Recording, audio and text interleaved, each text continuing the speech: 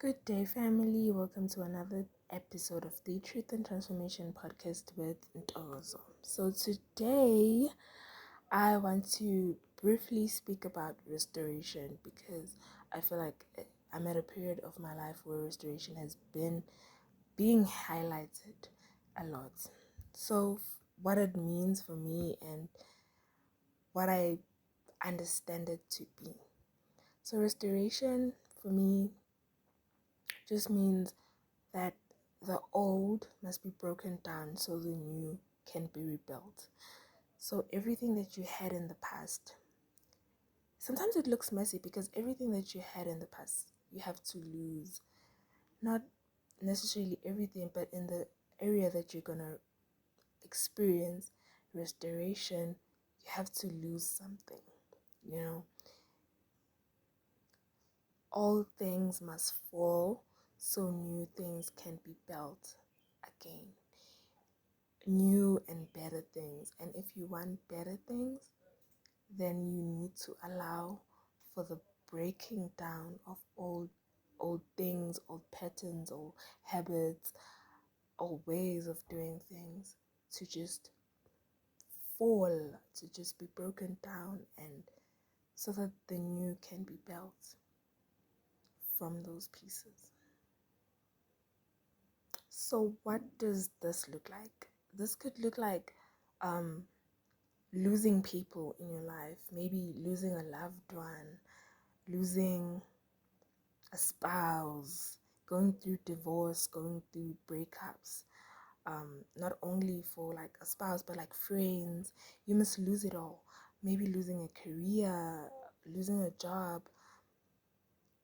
um, a job that you wanted, and things must just fall, okay? And sometimes it can be frustrating because it's like nobody wants that. Like nobody wants things to go wrong.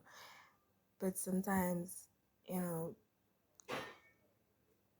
things have to go bad so they can go well. And I'm sorry for all the background noises. Like, I'm sorry if they're bugging you. They're really bugging me, I know that for sure. But like, let's just please put that to the side.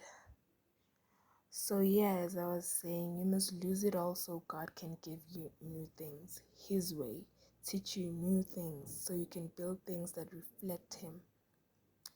It's restoration is just God literally rewriting your story, and your part is to surrender. And with God, trust me, God has good plans for you. With God, things will get better. Things are actually better with God, always. So, in summary, restoration is an end to the ways and old ways and plans of, of the flesh, of the enemy, or whatever that had built the old ways in which we were living in, and a beginning of the ways and plans of God. It's the taking back of power, taking back of control from one kingdom to another. The death of something old, the birth of something new and better. The rule of the devil ends and the rule of God starts. It's dethroning the plans of the enemy. For me, that's what I understand restoration to be. So I think I'm gonna quote scripture that you could refer to. There's a lot of scripture, especially in the book of Isaiah. It speaks a lot about restoration, and I hope when you read it, you understand why you had to go through what you went through, why you had to lose it all, why you had to start afresh, so that you could start God with God and do things God's way, so that you could build and birth new and better things. And those better things will need you to partner up with God to keep them alive. There's a lot of scriptures, as I said before, but like one scripture that stood out the most to me was Isaiah 60 verse 17, which reads as follows: You now have copper, but I'll bring you gold. You now have iron, but I'll bring you silver. I'll change your wood into copper and your rocks into iron. I'll change your punishment into peace, and those who punished you will be replaced with those who are kind to you. So it's an exchange.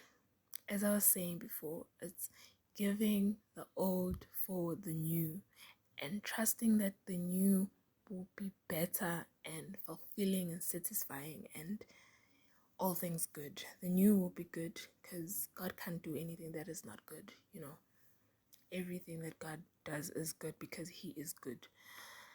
There's also a lot of other scriptures that you could read. You could read the whole book of Isaiah.